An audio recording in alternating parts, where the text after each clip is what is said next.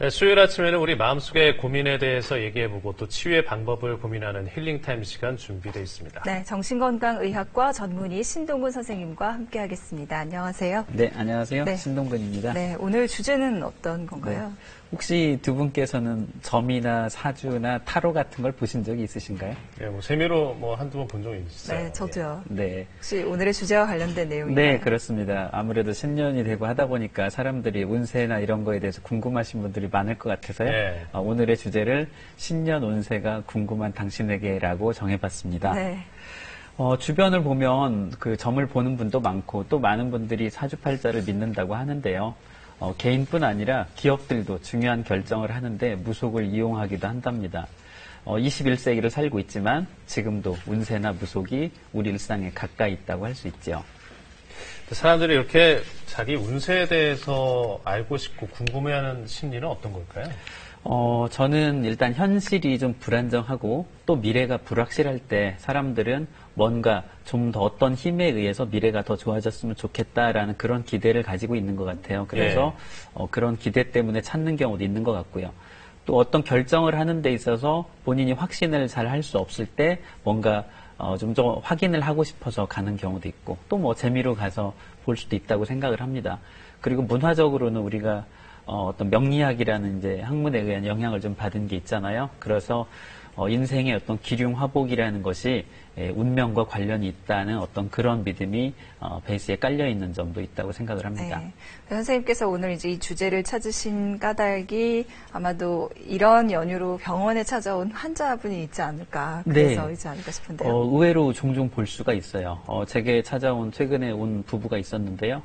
그 부부는 이제 결혼을 했는데 결혼 과정에서 굉장히 남편 쪽에서 반대를 심하게 했더라고요. 예. 근데 궁합이 좋지가 않고 또 결혼하면 뭔가 남자 팔자에 악영향을 미친다 이런 얘기가 나오니까 계속 반대를 했는데 결국 결혼을 했어요. 그런데 결혼한 이후에도 뭔가 며느리로 인정을 잘 안 하려고 하고 집안에 조금만 안 좋은 일이 있으면 쟤 때문에 그렇다 이런 식의 계속 반응이 오면서 점점 이 부부도 갈등이 많아지고 나중에는 이혼을 해야 되나 이렇게 이제 그런 정도까지 돼서 찾아온 경우가 있고요. 지금은 이제 좀 어떤 그 어른들과의 관계는 조금 줄이고 두 분이 어떤 갈등과 이런 거를 다루면서 현재 점차 호전되고 있는 그런 상태입니다. 예. 근데 이제 선생님께서는 서양의학을 공부하신 분이시기 때문에 혹시 이런 점이나 이런 거에 대해서 무속에 대해서 좀 부정적인 생각을 가지고 계시지 않을까요? 꼭 그렇지는 않습니다. 저는 이런 무속 신앙이라는 것이 오랜 역사를 가지고 있고 또 확률적으로 좀 더 맞는 면도 있다고 생각을 하기도 합니다. 그리고 그곳에 가서 어떤 긍정적인 얘기를 듣고 나서 더 자신감을 얻는 이런 경우도 있지 않습니까? 그래서 일부 긍정적인 면은 있긴 한데 그렇지만 그 무속이라는 것이 기본적으로 과거를 맞추는 건 상당히 가능한 면이 많은데 미래를 맞추는 건 저는 거의 불가능에 가깝다고 생각을 해요. 왜냐하면 사람의 미래라는 건 자기가 노력하기에 따라서 달라질 수 있는 면이 많기 때문이죠. 그래서 이런 무속이라는 것이 의미는 있는데 너무 맹신하진 않았으면 좋겠다라는 그런 입장입니다. 네. 자, 그렇다면 제목처럼 신년 운세가 궁금한 당신에게 어떤 처방전을 주시겠어요? 네. 저는 먼저 운세로 나온 내용을 참고만 하라고 당부하고 싶습니다. 좋은 내용이 나오면 그 의견을 받아들이세요. 확신도 생기고 자신감도 생겨서 실제로 이루을 수 있을 것입니다. 하지만 좋지 않은 내용이 나온다고 해서 그걸 너무 맹신하지 말고 그저 좀 더 신중하라는 의미구나 라고 생각하시면 좋겠습니다. 특히 불길한 얘기를 하면서 굉장히 값비싼 부적이나 굿을 권할 때에는 주의하시면 좋겠습니다.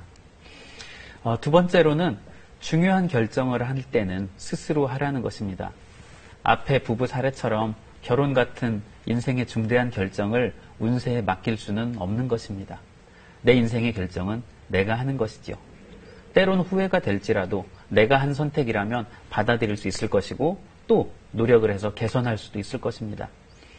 많이 고민이 되면 운세뿐 아니라 가족과 친구와도 의견을 나눠보시고 상담가를 찾아서 심리 상담을 해보는 것도 좋습니다.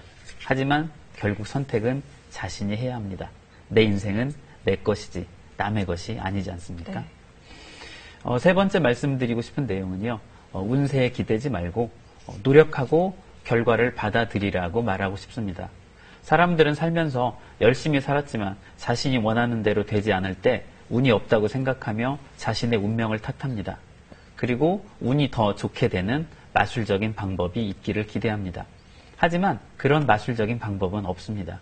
노력을 하고 준비된 사람은 기회가 왔을 때 더 잡을 수 있고 반드시 기회가 인생에서 항상 온다는 것은 아니지만 저는 그만큼 더 확률이 올라갈 수 있을 거라고 생각을 합니다. 운세에 의지하거나 탓하지 않고 노력하고 결과를 받아들이는 것, 그것이 인생이 아닐까요? 네, 신동훈 선생님 말씀 잘 들었습니다. 예. 연초라서요.